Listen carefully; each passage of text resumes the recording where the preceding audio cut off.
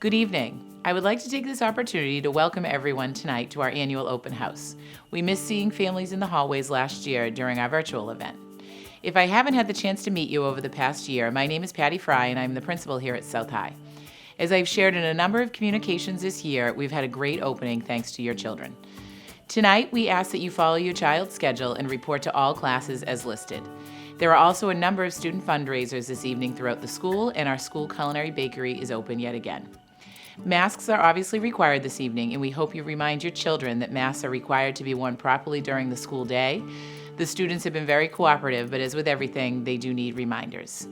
Tonight, you will be dismissed via the intercom after each class, and I encourage you to continue to follow your child's progress after tonight's open house through our Aspen system, which is updated regularly by our teachers, as well as their Google Classrooms, and I know they'll be providing you with those codes.